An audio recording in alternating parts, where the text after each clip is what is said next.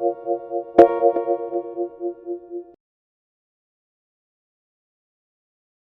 name's Patterson. I am a senior lecturer in drama education. The teaching I'm going to be doing today is with a primary BA, first year, first session.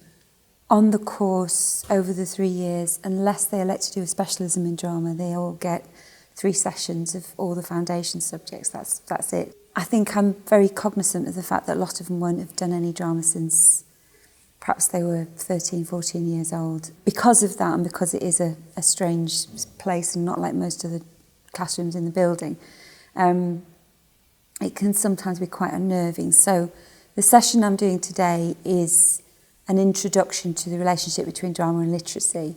Literacy being obviously something that is very important to primary school teachers. This session is about how we engage in stories in other ways other than just reading them.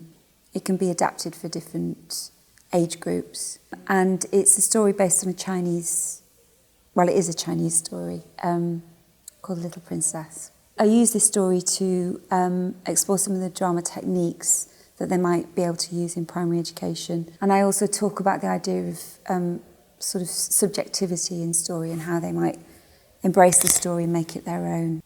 It has a lot to do with drawing on what is often termed latent knowledge. So it's not about assuming students or pupils don't know things and you're going to fill them as empty vessels, but it's assuming there's a lot of stuff that they already know.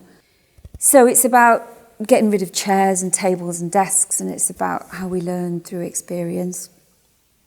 Some of the best teachers I remember are those who are storytellers.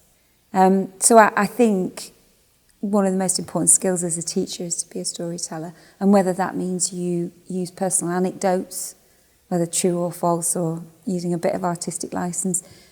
Because I think often when we see the human side of an individual, it helps us to engage with them. So it's about playing around with the status of teaching as well. So that's one important part of, I think every teacher needs to learn to be a storyteller and needs to contextualise whatever it is they're teaching within a story. The more skills-based aspect of that is how you use your voice and how powerful the voice is. We have got a lot of technology in this room, but I don't use an awful lot of it. And I do rely an awful lot on me as, I suppose, a performer. It is performative in that respect. It's voice, it's body, it's tone and pitch and pace and all of those things. And I think that if I'm going to talk to students about those things, the only way to do it really is to demonstrate it. And they're not easy. They're high-risk techniques as a teacher, and a lot of teachers, find it uncomfortable to lose kind of very distinctive status of a teacher. The other thing about story is if we want to help people to remember the stories, you have to sort of create an ownership of it. So we play around with structure and sort of plot, if you like, in terms of chronological aspects of story. Also about ambiguity in story, that's another thing that I'm really interested in, about how you can be quite suggestive in things and go back to them and say, well, what did that mean to you? And perhaps play around with the subtext of stories as well. I always like to sort of, if I can, get into a teaching space before I'm due to teach and just have something that can act as a sort of lure or a hook, so that when people come into the space, they immediately start to leave whatever's going on outside and come into the space.